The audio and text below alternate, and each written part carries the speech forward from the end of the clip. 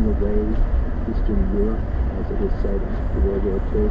To do that would be to forget the colossal sacrifices that the Soviet Union made during World War II. Millions and millions of soldiers, millions and millions of Russian civilians that were killed at the hands of the Nazis. And it doesn't take a huge imagination to understand that if those weren't Soviet lives, some of them might have been American. Well, Ed, let's go back just a little bit deeper than that. Again, what other uncomfortable relationships can you recall between presidents and other controversial? Well, the greatest romance of all would have to be with the Marquis de Lafayette. A very lovable guy. Everybody thought highly of him. He'd helped to win the American Revolution. And even though he was exiled in his own native France, he brought him to the United States and marched him all over the country. And as a reward, because he was broke, he paid $200,000 in the heart of Florida. So, and named a lot of squares out. I can recall. So there's a case, where the conflict is hard for us to imagine today. When we think about Russia or China being the great powers, but of course one of it is England and France. And if Thomas Jefferson was a huge fan of Lafayette, and he tasted in his home and into drinking French wines and eating French foods and all that, well, the alternative then must have been John Adams to put on him again, and that put them in English box. And he wasn't really, he didn't like anybody, but he liked the English better than he did the French. So, as funny as it all seems to us now, at the time it was of enormous global consequence. Was the United States more like France in the wake of its revolution, or is it more like England, the great power of the world that we had started the revolution? What is a picture from this? Yeah, exactly. So, it's exactly extra imagination. I'm sort of about that position that simply it seems like this part of Europe you want to visit on the easiest trip now. I think one of the things we've learned from these close relationships, they're always seen as matters of personalities, hitting it off. Look into his eyes and I saw this, and they're usually very important diplomatic objectives, at least in the minds of the president who was doing this. So Roosevelt, it was balancing world powers, basically, whatever kind of stuff. To vote Donald Trump, my guess is if we brought him into this conversation, he'd say, well, he could be a very useful ally in fighting Islamic terrorism. Now, you might agree with that or disagree with it, but I think it's important to look underneath the personalities and at least credit the possibility that these presidents may have larger diplomatic objectives in mind. Brian Ballo and Ed Ayers co-host the weekly public radio show and podcast Backstory. They spoke with Hearing Now's Taylor O'Dowd. You're listening to Hearing Now.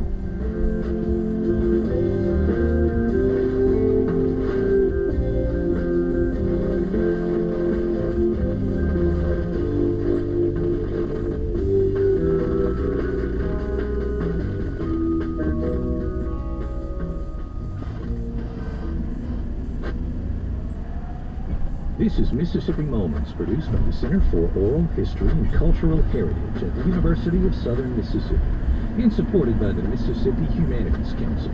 I'm Bill Ellison. Christianakis of Meridian comes from a large Greek family. He discusses his favorite way to prepare leg of lamb. Aside from olive Lebanon soup, lamb is probably the thing I remember most about growing up Greek. Greeks love lamb. And if I had a big pit in the backyard and I could cook a full lamb, that would be the way to do it. But you can't get a full lamb around here, so leg of lamb is the choice. The main ingredients that I particularly like to marinate with are garlic. I love to put garlic in there because that's a traditional Greek add-on, if you will, to food flavor. And I like to use beer or wine. They just create such a flavor, no matter how you cook it, whether you cook it in a deep baking kind of scenario or you cook it out on a barbecue. You marinate for 4 hours minimum, but overnight's the best way to do business. The flavors just dance on your tongue. To hear more, visit MississippiMoments.org or just like us us on Facebook. Mississippi Moments is supported by the Mississippi Humanities Council, where humanities are for everyone.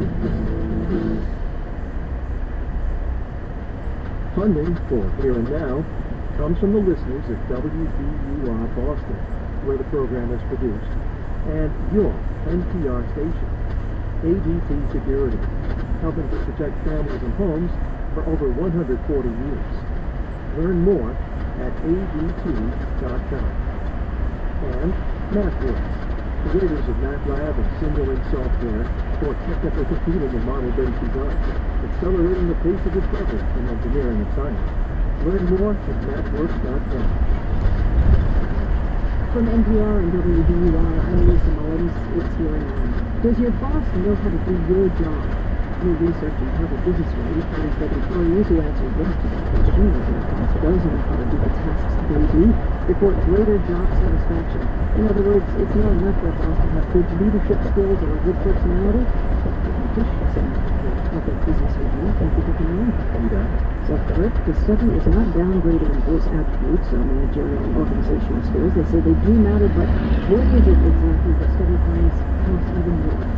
Well, it counts a lot when your boss can do your job. It's not clear exactly why, because it could be that you might be happier knowing that if you had to leave suddenly, somebody could possibly jump in and do it for you, but maybe it's just the fact that they understand that you're prepared, and so they have a realistic set of expectations for you, and that ends up making you happier at work.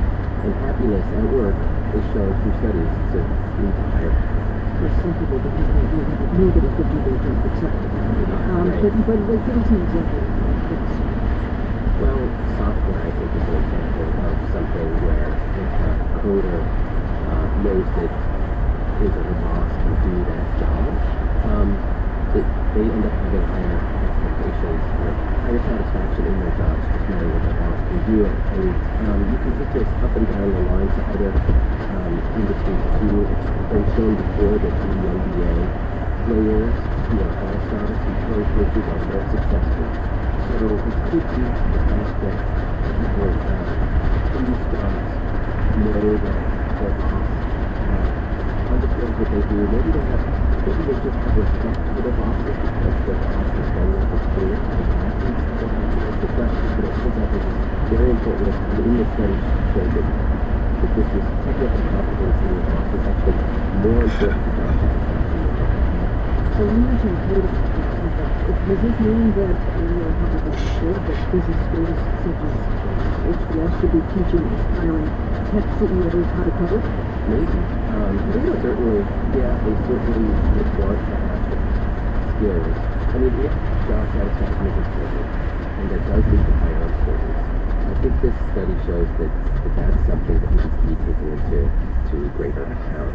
I mean, management skills have always been important, and that's why many people have said, if you have engineers, don't hire an engineer to lead them because they just won't understand how to manage them well, or they won't be a good boss. But this study shows that technical competence is really important, perhaps as important as management skills. And briefly,